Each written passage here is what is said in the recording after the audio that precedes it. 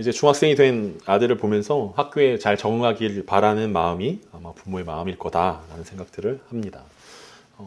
이제 갓 입학해서 학교에 잘 적응하냐라고 물어보면서 친구가 많이 생겼냐라는 뭐 이렇게 질문을 해봤는데, 그래서 밥은 누구랑 먹냐, 옆에 짝꿍은 누구냐, 뭐 이런 질문들이 부모된 마음의 궁금증일 것입니다. 근데 이제 급식실에 갔는데 줄을 서다 보니까 같이 내려갔던 주변의 무리들과 떨어지게 돼서 혼자 밥을 먹었다는 이야기를 들으면서 살짝 슬프다는 느낌이 들었습니다. 그래서 기다렸다가 같이 먹지 그랬냐라고 이야기했더니 뭐하러 귀찮게 그러냐, 혼자 먹어도 상관없다라는 이야기들을 들으면서 얘가 아빠를 닮았구나, 사귐성이 없구나, 그래서 참 좋은 친구 만나는 게 쉽지 않겠구나 라는 생각들을 하게 되었습니다. 그래서 돌이켜보면 제가 중학교 때 나는 어떤 친구들이 있었나 라는 생각들을 하게 되었는데, 중학교 시절 한 친구가 생각이 났습니다. 굉장히 친했던 짝꿍 같은 친구가 있었는데, 그 친구는 이제 고등학교에 가게 되면서 우리가 헤어지게 됐습니다. 다른 학교를 가게 되면서 헤어지게 됐는데, 그 친구가 저를 너무 좋아했던 나머지 절대 바뀌지 않을 주소라고 이야기하면서 자기 할머니네 집 주소를 가르쳐줬습니다. 그러니까 자기 집은 언제든지 이사 갈 수 있고 바뀔 수 있지만 자기 할머니는 절대 이사하지 않을 거니까 그 집으로 찾아오라는 것이었습니다. 그러면서 주민등록번호를 저에게 적어주면서 10년 뒤에 자신을 꼭 찾아달라고 저에게 이야기했습니다. 중학교를 졸업하고 10년 뒤에 제가 그 친구를 찾았을까 안 찾았을까요? 네, 안 찾았습니다. 그런데 그 뒤로 5년이 지난 뒤로 그 친구가 저를 찾아왔습니다. 갑자기 연락이 됐어요. 그래서 다시 만나자라고 연락을 해가지고 15년쯤 후에 같이 만나서 밥을 먹으면서 그 중학교 때 있었던 이야기들을 함께 나눴던 적이 있었습니다. 그런데 이제 15년이 지난 뒤에 만나니까 기억이 희미해지고 그때 무슨 일이 있었지? 그때 선생님, 그때 반 친구들 하나도 잘 기억이 나지 않아서 그냥 어색하게 밥 먹고 이렇게 차 마시다가 돌아왔던 기억이 있습니다. 지금 생각해보면 그때 좀 반갑게 더 맞이해 줄 걸. 그래도 15년이나 지나서 나를 기억해 주고 찾아왔는데 내가 좀 더 따뜻하게 대해주고 좀 더 기억은 안 나지만 기억을 더듬어서 좀 더 깊은 교제를 나눴으면 어땠을까라는 아쉬움도 드는 게 사실입니다. 제가 목회자가 된 이후에 이제 일반 친구들을 만난다는 것이 사실은 조금 부담스럽다라는 혼자 자격지심을 많이 느낍니다. 왠지 좋은 이야기를 들려줘야만 될 것 같고 뭔가 좋은 모습만 보여줄 것만 같다라는 생각 때문에 더 많이 친구들과의 관계가 줄어들고 만나지 못했던 것이다라고 생각했는데, 돌이켜 생각해보면 내가 교만했구나. 그래서 교만하기 때문에 내가 곁에 많은 친구들을 두지 못했구나 라는 생각들을 하게 되었습니다. 여러분들은 어떻습니까? 중학교 때 친했던 친구 아직 기억나십니까? 고등학교 때 친구는 여러분 기억나십니까? 나이가 들수록 우리는 친구 관계가 줄어드는 것이 사실일 것입니다. 그리고 굳이 사람들을 만나 에너지를 쏟기보다는 혼자 있는 게 편해지는 나이가 문득 되었다라는 생각들이 듭니다. 삶의 모양과 스타일이 바뀌고 사는 곳이 바뀌고 또 만날 수 있는 기회들이 줄어드는데, 이 지나간 인연을 굳이 소중히 여기고 에너지를 쏟는 게 과연 맞는가? 라는 생각들이 모든 사람들이 대부분 갖게 되는 생각들일 것입니다. 문제는 뭐냐면 그렇게 자연스럽게 떠나가게 되고 자연스럽게 기억에서 잊혀지는 친구들은 너무나 당연한 이야기라고 생각할 수 있지만, 그럼 그 자리를 우리는 새로운 사람들로 채우고 있는 것인가? 라는 질문들이 우리 가운데 들게 된다는 것입니다. 이렇게 점점 관계가 줄어들고 나이가 들수록 점점 더 나 자신에게 집중하는 모습들이 우리의 모습은 아닐까라는 생각들을 하면서, 어쩌면 이게 제가 생각했던 것처럼 우리가 너무 교만하기 때문에 옆에 사람들의 자리를 두지 못하는 것들은 아닌가라는 생각들을 하게 되는 거죠. 그러니까 예전에는 어렸을 때는 그냥 옆에 있다라는 이유로 친구가 될 수 있었는데, 나이가 든 다음부터는 친구가 될 수 있다라는 기준이 너무 많이 든다라는 거죠. 나랑 가치관이 맞아야 되냐, 생각이 맞아야 되냐, 삶의 스타일이 맞냐, 어떤 경제적인 수준이 비슷하냐, 여러 가지 기준, 정치적인 성향이 맞냐, 아무튼 우리가 A부터 Z까지 우리가 하나하나 따져가지고 이 사람은 친구가 될 수 있을 것 같아. 그런데 만났는데 또 식성이 안 맞아. 그러면 이 사람은 친구가 될 수 없어 라고 우리 제외하고 구별 짓는 것들에 너무 익숙한 것은 아닌가라는 생각들을 하게 된다는 거죠. 우리가 계속 보고 있는 이 빌립보서에서 바울이 지적하고 있는 이 예수 그리스도의 겸손, 그리고 예수 그리스도의 마음이 과연 무엇인지를 고민하다 보면 결국은 그 이야기가 이런 친구 바울을 만나는 이야기, 어떤 사람들과 사람과의 관계의 문제라는 생각들을 하게 됩니다. 바울은 빌립보서 1장 27절에서 복음에 합당하게 생활하라고 명령했습니다. 그리고 그 뒤에 계속 이어지는 내용이 오늘 본문에 이르렀습니다.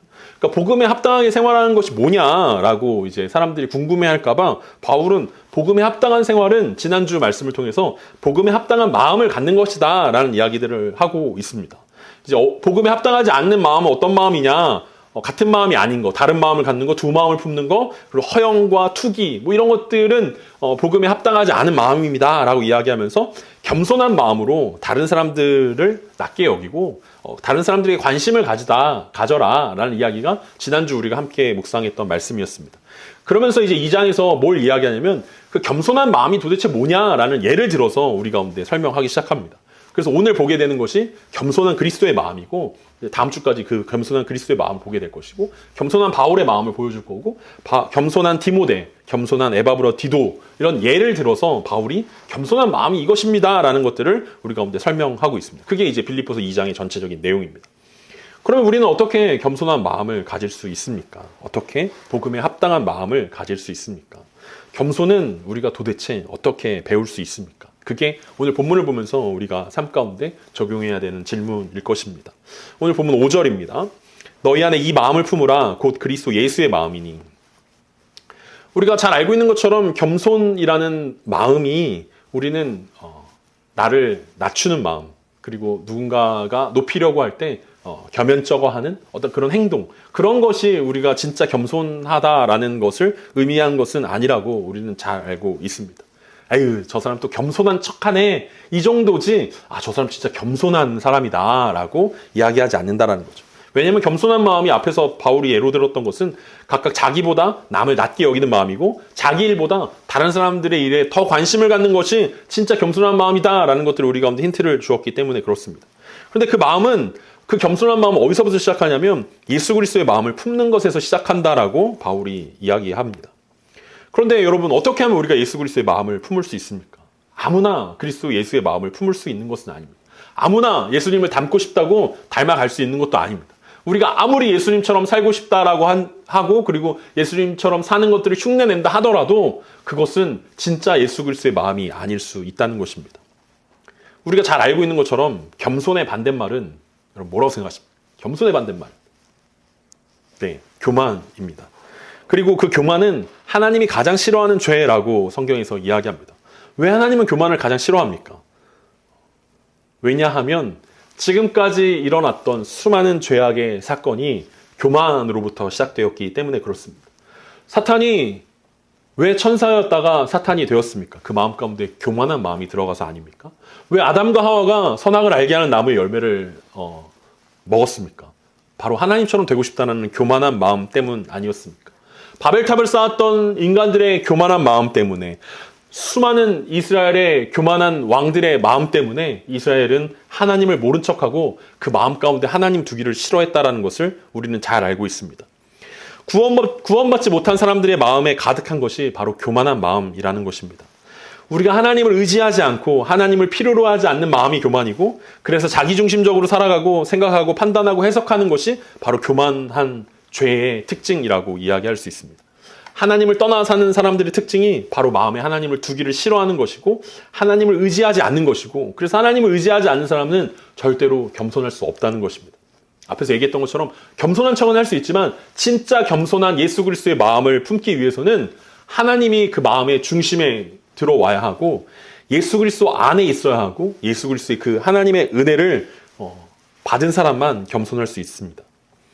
우리 혼자서는 아무리 겸손하려고 애를 써도 불가능합니다. 여전히 마음에 죄와 허영이 가득할 수밖에 없기 때문에 그렇습니다. 그래서 주님의 마음을 품는다는 것은 예수님처럼 생각하는 것이고 예수님처럼 살아가는 것입니다. 예수님 안에 있는 사람만 가능한 것이고 하나님의 자녀만이 가능한 일입니다. 그래서 우리가 야고보서 2장 23절에서 예배를 시작하면서 함께 주님의 초청의 말씀으로 읽었던 것처럼, 이에 성경에 이른 바 아브라함이 하나님을 믿으니 이것을 의로 여기셨다는 말씀이 이루어졌고 그는 하나님의 벗이라 칭함을 받았나니. 그러니까 하나님이 아브라함에게 은혜를 주시고 그에게 믿음을 허락하셨을 때 그가 비로소 하나님을 믿을 수 있었고 그에게 겸손한 마음이 시작된 것입니다. 그래서 비로소 그는 하나님의 친구가 되어질 수 있었습니다. 하나님이 아브라함에게 은혜를 주지 않으셨다면, 아브라함이 하나님 안에 있지 아니하고 하나님이 주시는 겸손한 마음을 갖지 못했다면 그는 절대로 하나님의 벗이 될 수 없었을 것입니다. 문제는 무엇입니까? 우리가 하나님의 자녀가 되었음에도 여전히 교만한 죄의 본성이 우리 가운데 남아 있다는 것입니다. 빌립보 교회도 여전히 죄의 본성들이 남아 있었습니다. 그래서 빌립보 교회를 향하여서 바울이 다툼과 허영 그리고 자기 중심성에서 벗어나라라고 이야기하면서 예수님을 닮아가고 예수님을 알아가고 예수님의 마음을 품어야만 그것이 가능하다라고 이야기하면서 너희 안에 이 마음을 품으라고 이야기한 것입니다. 예수님의 마음이 도대체 무엇이기 때문에 바울은 모든 문제의 해결책으로 그리스도 예수의 마음을 받으라라고 이야기합니까? 6절 말씀입니다. 그는 근본 하나님의 본체시나 하나님과 동등됨을 취할 것으로 여기지 아니하시고. 예수님의 마음의 특징을 살펴보면 그 예수님의 마음이 겸손하다라고 우리는 이야기할 수 있습니다. 그리고 그 겸손한 마음의 특징을 설명하기 위해서 바울은 예수님이 어떤 분인지부터 설명하고 있습니다. 이 6절과 7절과 8절은 신학적으로 굉장히 중요한 말씀입니다. 예수님이 어떤 분이고 기독론에 대한 해당하는 말씀이고 그 예수님이 어떻게 이 땅 가운데 오셨는지 성육신이라는 어려운 단어를 써서 설명하고 있는, 그래서 굉장히 신학적으로 논쟁거리가 많고 해석이 많아지는 본문 중에 하나지만 우리는 오늘 본문의 문맥에 살펴서 바울이 왜 이런 이야기를 꺼냈는지 그리고 겸손한 마음으로 왜 예수 그리스도의 마음을 이야기하는지를 살펴보고자 합니다. 예수님이 어떤 분이었냐면 예수님은 하나님과 근본 하나님의 본체셨다라고 바울이 설명합니다. 같은 모양이었다라고 설명하고 있습니다. 본질적인 존재의 형태가 하나님과 예수님은 같은 분입니다라고 바울이 분명하게 설명하고 있습니다. 예수님은 하나님이십니다. 그리고 사람이셨는데 하나님이 되신 분도 아니고 반은 사람이고 반은 하나님이라고 말하고 있지도 않습니다. 하나님과 비슷한 존재다 혹은 하나님보다 조금 떨어지는 열등한 존재다라고 설명하고 있지 않습니다. 예수님은 완전한 하나님이십니다. 그런데 그 하나님이신 예수님이 하나님과 동등됨을 취하지 않았다라고 설명합니다. 동등됨을 취하다라는 뜻은 뭐냐면 붙잡고 놓지 않는 것이다라고 설명하고 있습니다. 자기 이익을 위해 움켜쥐는 것을 동등됨을 취한다라고 설명할 수 있는데 그 예수님은 그렇지 않았다라는 거예요. 자기 이익을 위해서 움켜쥐지 않았다라는 것입니다. 붙잡고 놓지 않는 것을 포기했다라는 뜻입니다. 예수님은 자신의 권리를 붙잡지 않으셨습니다. 그러니까 겸손하지 못한 우리의 마음과 정반대되는 마음이라는 거죠. 우리는 조그만 권리라도 있으면 우리는 그것들을 붙잡으려고 합니다. 아, 내가 이걸 해도 되는 건데? 이거 내 권리인데? 내가 이거 받아도 되는 건데? 내가 누려도 되는 건데? 라고 우리는 권리를 주장합니다. 내 권리를 내세웁니다. 절대로 손해보는 일들은 우리는 선택하지 않습니다. 그런데 예수님은 자신의 권리를 내려놓으셨습니다. 자기 것을 과감하게 포기하셨습니다. 왜냐하면 그 마음이 겸손한 예수 그리스도의 마음이었기 때문에 그렇습니다. 겸손은 단순히 마음가짐의 문제가 아니라 실제로 현실에서 나타나는 삶의 태도일 수밖에 없다는 것을 예수 그리스도의 삶을 통해서 우리 가운데 보여주고 있습니다. 그러니까 우리가 겸손한 마음을 가져라 라고 바울이 이야기했다는 것은 너희가 권리만 주장하지 말고 포기할 줄 알아야 된다. 그리고 그 포기하는 것이 예수 그리스도의 마음이다 라고 설명하고 있습니다. 그러면서 이어지는 7절에서 바울은 이렇게 설명합니다. 오히려 자기를 비워 종의 형체를 가지사 사람과 같이 되셨고. 여기서 중요한 단어는 자기를 비우셨다는 것입니다. 하나님이신 예수님이 인간이 되셨습니다. 그런데 거기서 자기를 비워 종이 되셨습니다. 인간이 된다라는 것은 하나님이라는 입장에서 인간이 된다라는 것은 물론 우리가 하나님이 돼본 적도 없고 될 일도 전혀 없겠지만 억울하지 않을까라는 생각들을 하게 됩니다. 제가 고등학교 시절에 우리가 도덕 시간인가 카프카의 변신이라는 책을 읽고 독후감을 썼던 기억이 나는데 그 책에 보면은 그 주인공이 바퀴벌레가 어느 날 바퀴벌레가 돼가지고 막 가족들한테 막 찾아갑니다. 못 알아보는 거죠, 자기를. 되게 억울해하는 장면이 있는데 이게 창조주가 피조물이 된다는 것은 단순히 우리가 인간이 어떤 벌레가 된다, 어떤 벌레만도 못하게 된다라는 것과는 질적으로 전혀 다른 이야기라고 이해할 수 있습니다. 그러니까 우리는 전혀 상상할 수 없는 이야기라는 거죠. 우리가 늘 삼위일체를 설명하려고 해도 인간은 도대체 이해할 수 없고 설명할 수 없는 게 삼위일체인 것처럼 하나님이신 예수님이 인간의 몸이 됐다. 그게 자기를 비워서 종의 형체를 가졌다라는 말이 대체 얼마나 힘들고 얼마나 어려운 일인지 우리는 도무지 설명할 수 없고 이해할 수 없는 이야기 중에 하나일 것입니다. 그냥 어렴풋하게 우리가 이해하는 것이 그 정도입니다. 인간이 벌레가 됐다. 이 정도가 어렴풋하게 이해한다라는 거죠. 그런데 인간으로 태어난 것도 억울한 일인데 예수님은 인간 중에 왕도 있고 제사장도 있고 높은 사람도 있는데 하필 예수님은 종의 모습으로 오셨습니다. 예수님은 누누이 공생의 사역을 하시면서 인자가 온 것은 섬기러 왔다라고 말씀하십니다. 그래서 종의 형체를 가지셨다라고 이야기합니다. 하나님의 본체이신 분이 종의 본체를 가졌다라고 설명하고 있습니다. 왕이 노예가 된 것입니다. 그냥 왕도 아니고 만왕의 왕이고 만주의 주이신 예수님이 노예가 되었습니다. 그래서 우리는 그것을 성육신이라고 부릅니다. 하나님이 사람이 되신 놀라운 사건이 예수 그리스도의 겸손 때문이다라고 바울이 설명하고 있습니다. 단순히 권리만 포기하신 게 아니라 아예 존재 자체를 사람으로 바꿔 놓으셨다라고 이야기합니다. 왜냐하면 그래야만 사람들이 그의 말을 들을 수 있기 때문에 그렇습니다. 그래야만 죄의 문제를 해결할 수 있기 때문에 그렇습니다. 그러면서 오늘 8절에서 이렇게 바울이 마무리합니다. 사람의 모양으로 나타나서 자기를 낮추시고 죽기까지 복종하셨으니 그 십자가에 죽으심이라. 예수님의 겸손이 점점 깊어지고 있는 것들을 여러분 확인하고 있습니까? 하나님의 본체가 사람이 되셨습니다. 사람 중에 종이 되었습니다. 그리고 죽임을 당하십니다. 여기까지만 봐도 되게 이상한데 그냥 죽는 것도 아니고 가장 치욕스러운 십자가의 형으로 예수님이 죽게 되어집니다. 그러니까 예수님의 겸손과 낮아짐엔 한계가 없는 것입니다. 하나님이셨던 예수님이 인간이 되셨고 인간 중에서 가장 낮은 사람이 되었고 가장 낮은 사람 중에서 죽음을 경험해야 됐고 그 죽음 중에서도 가장 비참한 죽음을 예수님은 경험하실 수밖에 없었고 그것이 예수 그리스도의 겸손을 의미한다라고 바울이 설명하고 있습니다. 왜 바울이 그토록 어려움과 고통 가운데서 그것들을 참고 참아낼 수 있었습니까? 그것은 바울이 예수 그리스도의 마음을 품고 있었기 때문에 그렇습니다.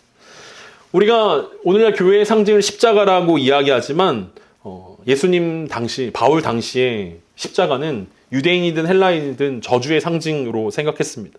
십자가형을 받을 수 있는 사람은 반역자이거나 노예거나 가장 질이 안 좋은 범죄자에게만 주어지는 형벌이었기 때문에 그렇습니다.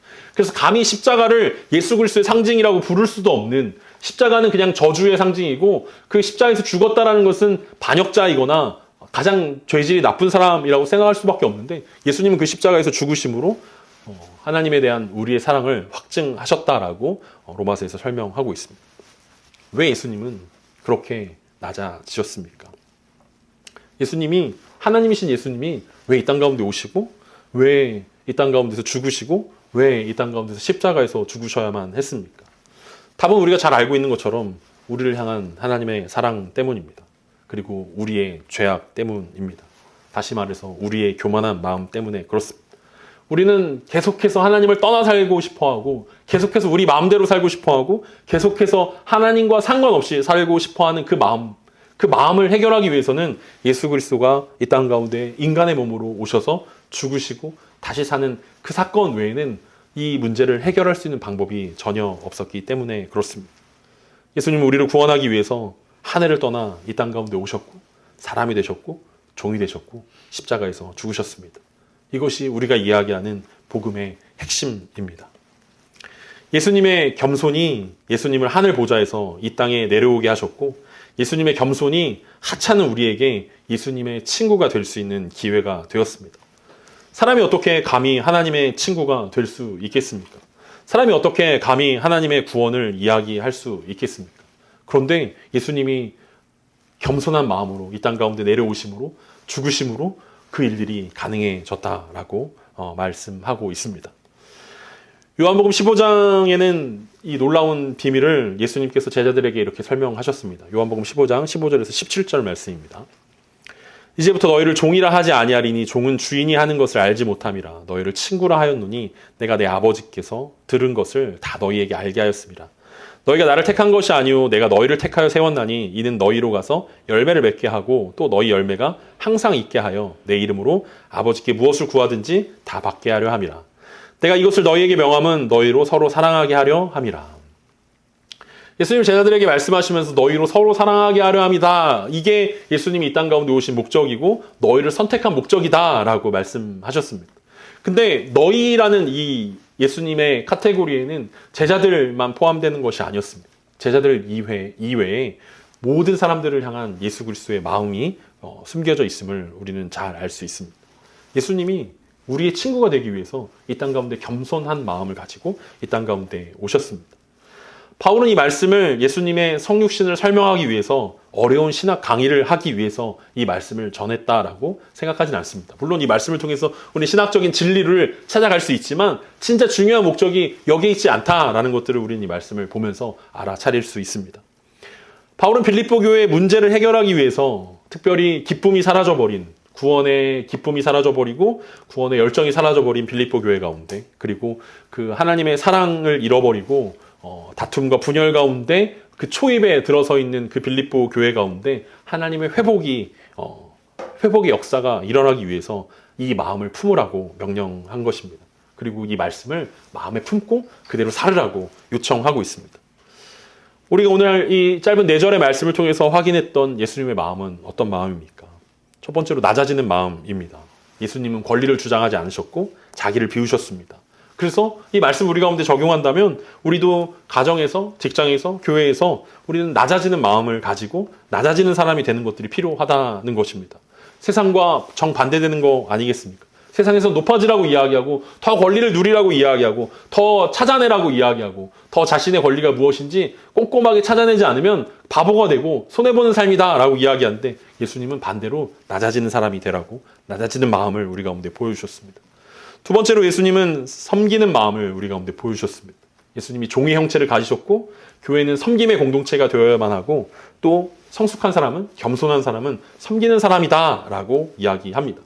그래서 예수님은 끊임없이 제자들을 향하여서 니네가 발을 씻기는 사람이 되어야 한다. 섬기는 사람이 되어야 된다. 낮아지는 사람이 되어야 된다. 이렇게 이야기합니다. 높은 사람, 낮은 사람이 있는 곳이 아니라 서로 섬기는 곳이 되어야 한다라고 제자 공동체를 향해 말씀하셨습니다. 마지막으로 오늘 이 4절의 말씀이 예수님께서 보여주신 겸손의 마음, 세 번째는 순종하는 마음을 가지라는 것입니다. 예수님은 죽기까지 복종하셨습니다. 하나님의 마음에 합하기 위해서, 하나님의 기쁨이 되기 위해서, 하나님 아버지의 시선이 머무는 곳 가운데 예수님의 시선이 머물렀고 하나님의 긍휼히 여기신 이 땅 가운데 하나님이신 예수님이 직접 인간의 몸으로 이 땅 가운데 오셨습니다. 그래서 그리스도의 길은 순종의 길이라고 이야기할 수 있습니다. 세상을 살아가면서 세상의 방법대로 우리는 세상을 살아가지 않습니다. 세상은 높아져라, 성공해라, 그리고 이겨내라, 누려라. 그런데 예수님은 반대로 말씀하십니다. 낮아져라, 섬겨라, 순종해라. 왜냐하면 십자가의 길이 영광의 길이기 때문에 그렇습니다. 바울이 보았던 찬란한 하나님의 영광은 바로 십자가의 위에 있는 낮아지고 겸손하고 순종하는 그 마음이었습니다. 바울이 다메섹 도상에서 예수 그리스도를 만났을 때 그가 만났던 예수 그리스도는 사랑과 겸손의 주인공이셨습니다. 그리고 그곳에서 바울은 하나님의 영광을 발견했습니다. 그래서 바울은 죽기까지 그 마음을 가지고 살았던 것입니다. 내가 겸손해야겠구나. 내가 끝까지 주님의 사랑을 가진 사람이 되어야겠구나. 그래야만 하나님의 친구가 될 수 있구나 라는 생각들을 하게 되었다는 것입니다. 예수님의 별명은 무엇이었습니까? 예수님 공생의 시절 예수님의 여러 가지 별명 중에 기억나는 거 있다면 나사렛 예수라는 별명이 있었을 것입니다. 목수의 아들이라는 별명도 있었을 것입니다. 나사렛에서 무슨 선한 것이 나겠느냐라고 사람들이 얘기했던 것처럼 예수님은 나사렛 출신이었고 목수의 아들 출신이었습니다. 그래서 출신 때문에 예수님은 늘 놀림을 받았습니다. 근데 그 중에서 예수님의 별명 중에 우리가 꼭 기억 남는 것이 하나 있다면 또 다른 별명은 세리와 죄인의 친구였다라는 것입니다. 예수님이 먹기를 탐하고 마시기를 좋아했다라는 이유 때문에 사람들을 놀리기 위해서 야, 니네 주인, 니네 스승 예수는 세리와 죄인의 친구구나 라고 바리새인들이 서기관들이 예수님을 놀리기 시작했습니다. 그리고 그 별명이 사람들 가운데 많이 회자되었습니다. 예수님은 세리와 죄인의 친구였습니다. 그런데 세리와 죄인의 친구가 될 수 있는 것은 교만한 사람이 아니라는 것입니다. 겸손한 사람만 세리와 죄인의 친구가 될 수 있습니다. 우리는 구원받은 지 오래되었기 때문에 우리의 올챙이적 시절을 자꾸만 잃어버립니다. 내가 구원받을 만해서 예수 그리스도의 사랑을 받을 만해서 받았다라고 생각합니다. 그런데 유대인들이 보기에 우리는 세리와 죄인입니다. 이방인 중에 이방인 아닙니까? 상종도 못할 사람이라고 생각했는데 그 사람들이 이제 구원을 얻었습니다. 그러면서 세리와 죄인은 나의 친구가 될 수 없어 라고 이상한 선입견들을 우리가 갖게 되어집니다. 교만한 마음이 들어왔다라는 것입니다. 물이 높은 곳에서 낮은 곳으로 흐르듯이 예수님은 늘 낮은 곳으로 낮은 사람들에게로 찾아가셨습니다. 그리고 그들의 친구가 되어 주셨습니다. 어쩌면 우리 삶들을 살펴보면서 우리는 나는 내 양이냐, 난 아이야, 극아이입니다. 그래서 새로운 사람들에게 관심을 가질 수 없습니다 라고 생각할 수도 있을 것입니다. 삶이 너무 바쁘고 힘들기 때문에 내 안에 있는 내면의 에너지가 없기 때문에 낮은 곳으로 흐를 수 없다라고 생각할 수도 있을 것입니다. 그런데 우리가 예수 그리스도의 사랑을 생각하고 예수 그리스도의 은혜를 생각해 본다면 예수님은 우리에게 찾아오기 위해서 하늘 보좌를 버리셨습니다. 죄인과 세리의 친구라는 별명을 받는 것을 주저하지 않으셨습니다. 그것이 우리를 사랑하신 하나님의 사랑이고 그것이 예수 그리스도의 겸손입니다. 앞에서 설명했던 것처럼 나이가 들면서 친구가 사라지는 것은 자연스러운 현상일 것입니다. 하지만 예수 그리스도의 마음을 품는다는 것은 이런 모든 내가 내 양인이고 내 안에 에너지가 없고 내 안에 힘이 없다라는 모든 것들, 그 권리들을 다 내려놓고 다시 하나님의 시선으로 하나님의 마음으로 영혼들을 바라본다라는 뜻일 것입니다. 바울이 지난주에 말씀했던 것처럼 자기 일보다 다른 사람의 일들을 돌보라고 이야기하는 것은 내 취향과 내 선호를 내려놓고 사람들을 내 판단과 내 기준에 맞춰 이 사람은 친구가 될 수 있냐 없냐를 내가 구분해서 구별 짓는 것이 아니라 나에게 이익이 되는 사람들에게만 친구가 되어지고 나에게 이익이 되지 않는 사람들은 거절하는 그런 이득 중심의 친구를 맺는 것이 아니라 내가 필요한 사람들에게 다가가는 것이 예수 그리스도의 마음을 품는다라고 이야기하는 것을 우리는 의미한다라고 생각할 수 있습니다.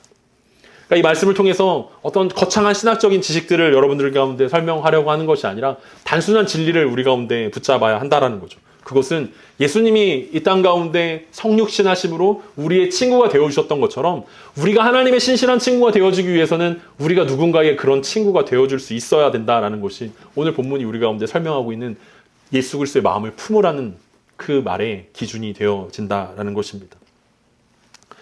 나를 불편해하는 사람에게, 내가 필요 없다라고 이야기하는 사람에게, 나에게 손해를 주는 그 사람에게, 그리고 내가 섬겨야 하는 사람에게 찾아가는 것이 예수 그리스도의 마음이고 우리가 품어야 할 겸손일 것입니다. 그리고 기독교의 2000년 역사에서 그 겸손과 사랑은 끊임없이 세상의 낮은 곳으로 흘러왔고 그렇게 세상을 바꿔왔다는 것들을 우리는 기억합니다. 어느 순간 기독교라는 종교가 중산층의 종교가 되어버렸습니다. 잘 나가는 사람들만, 세상에서 여유 있는 사람들만, 그럴듯하게 살아가는 사람들만 교회에 올 수 있다는 착각이 많은 사람들 가운데 만연해 있습니다. 어쩌면 그것은 우리가 겸손함을 잃어버렸기 때문일 수 있습니다. 아니, 목회자인 저 자신부터가 교만하기 때문에 다른 사람들에게 곁을 내어주지 못하고 있구나 라는 생각들을 하게 됩니다. 교만하기 때문에 주님을 의지하지 않기 때문에 주님께 구하지 않기 때문에 주님과 교제하지 않기 때문에 우리는 교만한 마음들이 더욱더 많아지고 더욱더 깊어지고 더욱더 강력해지는 이 시간을 살아간다면 우리는 다시금 이 바울의 명령처럼 그리스도 예수의 마음을 품어야 할 것입니다.